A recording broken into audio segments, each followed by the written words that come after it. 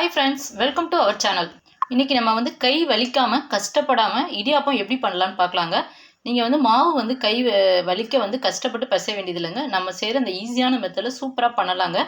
வாங்க எப்படி பண்ணலாங்கிறத பார்க்கலாம்.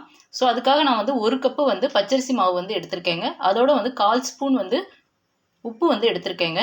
ஸோ இந்த மாதிரி ஒரு அகலமான கடாய் எடுத்திருக்கேங்க. இதில் வந்து நம்ம எடுத்து வச்சிருக்க மாவு வந்து போட்டுடலாங்க.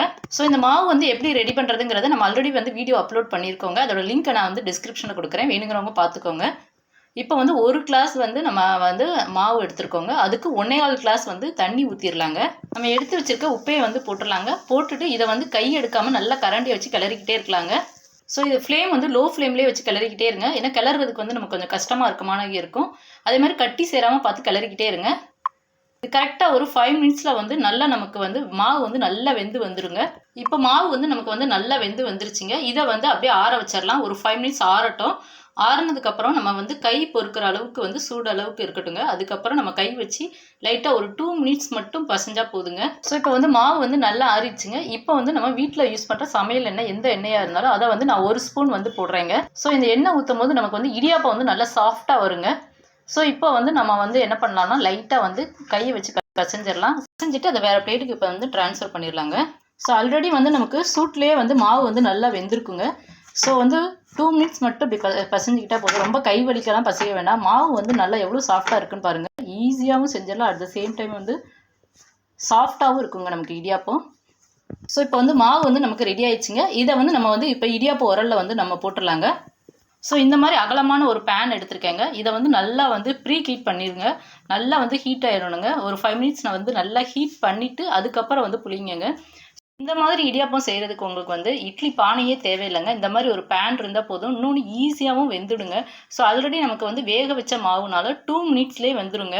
இப்போ காலையில் அவசரத்துக்கு கூட நீங்கள் வந்து இடியாப்பம் செய்யணும்னு நினச்சிங்கன்னா இந்த மாதிரி ஈஸியாக செய்யலாங்க. ஸோ இது வந்து நல்லா ஹீட் ஆகி மேலே வந்து நல்லா ஆவி பறக்கிற அளவுக்கு இருக்கணுங்க. அதுக்கப்புறம் நம்ம வந்து இடியாப்பம் வந்து புளியலாம். ஸோ இப்போ வந்து நம்ம இதில் வந்து இடியாப்பம் வந்து புளிஞ்சிடலாங்க. அதாவது இதை வந்து ரொம்ப திக்காக புளிய வேண்டாம், கொஞ்சம் தின்னாக புளிஞ்சிக்கோங்க. ஏன்னா நமக்கு வந்து டக்குன்னு குயிக்காக வேகணுங்க. ஸோ அதனால் வந்து ரொம்ப வந்து தின்னாக புளிஞ்சிக்கோங்க. ஸோ அப்போ புளிஞ்சாச்சுங்க. இப்போ ஒரு 2 மினிட்ஸ் வந்து ஒரு மூடி போட்டுடலாம். ஸோ இந்த மாதிரி நான் வந்து ஒரு மூடி போட்டிருக்கேங்க. மூடி போட்டு ஒரு 2 மினிட்ஸ் மட்டும் வச்சுருக்கலாம். இப்போ மூடி ஓப்பன் பண்ணலாம். ஸோ இது வந்து ஒரு சைடு வெந்தோனையும் ஒரு 2 மினிட்ஸ் கழித்து மறுபடியும் திருப்பி போடலாம். பேன் வந்து நல்லா ஹீட் ஆயிடுச்சுங்க. இப்போ நம்ம வந்து இடியாப்பம் புளிஞ்சிடலாம். லைட்டாக வந்து ஒரு சுற்று மட்டும் சுற்றிக்கோங்க. சுற்றிட்டு ஒரு 2 மினிட்ஸ் வந்து மூடி போட்டு நம்ம மூடி வச்சிடலாம். ஸோ இந்த மாதிரி இடியாப்பம் செஞ்சிங்கன்னா ஈஸியாகவும் செஞ்சிடலாங்க. சப்போஸ் நீங்கள் வந்து இட்லி பானையில் செய்யணும்னா இந்த மாவு வந்து அப்படியே இட்லி பானையிலே வந்து செஞ்சிடலாங்க. ஸோ அந்த மாதிரி செஞ்சிங்கனாலும் இடியாப்பம் உங்களுக்கு வந்து நல்லா சாஃப்டாக இருக்குங்க. இப்போ நீங்கள் பார்த்தீங்கனாலே தெரியும், நமக்கு இடியாப்பம் வந்து ஒரு 5 மினிட்ஸ்லேயே வந்து சூப்பராக வெந்துருங்க. இதுக்கு வந்து நமக்கு இட்லி பானையே தேவையில்லைங்க. ஸோ ஈஸியாகவும் நம்மளால் செய்ய முடிஞ்சது. ஸோ இப்போ இதே மாவில் வந்து நான் வந்து இட்லி பானையில் எப்படின்னு சொல்லி செஞ்சு காமிக்கிறேன். ஸோ இந்த மாதிரி இட்லி பிளேட் எடுத்துருக்கேங்க. இட்லி பிளேட்டில் வந்து கொஞ்சமாக ஆயில் தடவிருக்கேங்க.